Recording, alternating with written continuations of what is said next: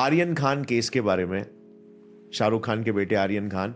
So basically मतलब ये एक ब्यूरोक्रेट के लिए, एक ऑफिसर के लिए, लाइक मतलब शाहरुख खान से एक तरीके से मेस कर देना एक बहुत ही चैलेंजिंग बात है, राइट? जी, सबसे पहले ये जो आपने कहा एलिफेंट इन द रूम, तो I don't agree with that. I would call it as a microorganism in of my cases. Basically शायद मेरे करियर का सबसे छोटा केस होगा जो आपने मेंशन किया अभी.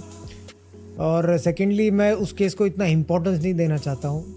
मेरा speaking with good public, so I don't want to waste my time speaking about that case.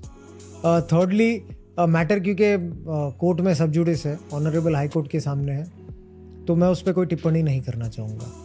भले ही दर्शकों को या बहुत सारे जब भी मैं इंटरेक्शन करता हूँ तो ये सवाल मुझे पूछा जाता है, लेकिन मैं आपके माध्यम से ये कहना चाहता हूँ कि neither I am scared of anything, neither मैं कोई बात को छुपाना चाहता हूँ. मैं सिर्फ और सिर्फ अपने जो भारत की न्याय प्रणाली है उसका बहुत सम्मान करता हूँ, तो उसके कारण मैं कुछ चीज़ें बोल नहीं सकता. Because I have given an affidavit in the honourable high court कि I will not speak about the case. बोलना तो बहुत कुछ चाहता हूँ, शेयर भी बहुत कुछ करना चाहता हूँ, लेकिन there is a code of conduct for which I cannot discuss. लेकिन भगवान से एक प्रार्थना ज़रूर करता हूँ कि वंस दिस इज सॉल्व्ड और once any outcome is there, भगवान से ये इच्छा होगी कि फिर से आपके सामने बैठ के संक्षिप्त में और काफ़ी डिटेल में डिस्कस करूँ आपसे. सो बेसिकली ये मामला अभी कोर्ट में ही चल रहा है. बिल्कुल राइट, और इसके बारे में बात नहीं कर सकते. बिल्कुल.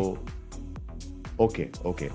सो अभी ऑब्वियसली लाइक मतलब आपको एक मेंटल लेवल पर ये चीज़ों ने कहीं ना कहीं अफेक्ट किया ही होगा.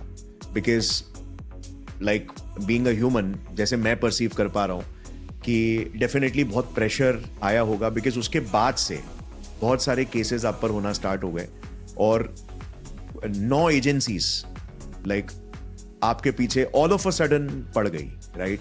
तो अब वो भी मामला चल रहा है कोर्ट में कि क्या है, क्या सही है, क्या गलत है करके. सो अभी कोई कुछ बोल नहीं सकता कौन सही है कौन गलत है. बट ये सब चीजों का मेंटली क्या इम्पैक्ट पड़ रहा है? गौरव जी देखिए, मैं मैं तो एक बहुत, जैसा मैंने आपसे कहा है कि I am a very small person. जब हमारे भगवान श्री राम पे आरोप लग सकते हैं तो मैं तो बहुत छोटा इंसान हूँ.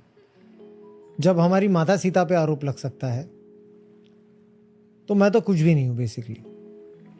दूसरी बात है, अगर मैं ये प्रेशर झेल नहीं पाया तो अगेन मेरा यूनिफॉर्म पहनने का कोई फ़ायदा नहीं फिर. तीसरी बात है कि ये जो आरोप प्रत्यारोप, मैं इसे एक टेंशन नहीं, मैं इसे एंटरटेनमेंट की तरह देखता हूँ. I have very less entertainment in my life. मुझे मैराथन का भागने का बहुत शौक है और हिस्ट्री का काफ़ी शौक है, पढ़ने का काफ़ी शौक है. तो हिस्ट्री पढ़ने का फ़िलहाल टाइम नहीं होता है. So this is an entertainment for me. And ठीक है, सबको इन्वेस्टिगेट करने का दायित्व है, सबको हक है इन्वेस्टिगेट करने का.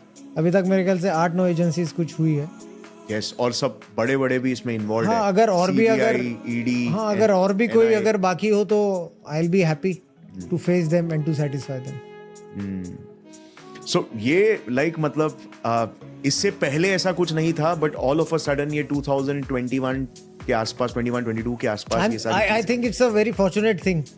बेसिकली मैंने तो मेरी 18 साल की सर्विस हुई है, काफ़ी प्रेशर्स भी देखे हैं. I don't take pressures also. Start में थोड़ा लगता था, लेकिन उसके बाद में तो हैबिट हो गई थी and it doesn't affect me any more.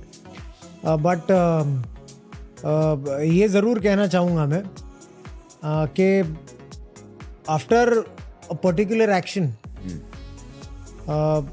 suddenly these things happen. So all the good work of 18 years, what you do, suddenly it is, you feel somewhere non-recognized, but I don't care about it. मुझे सिर्फ 2 जन को answer देना है, उत्तर देना है. एक तो मेरी राष्ट्र माँ को और एक जिसने मुझे जन्मा है उसे, और बाकी का I don't bother about any.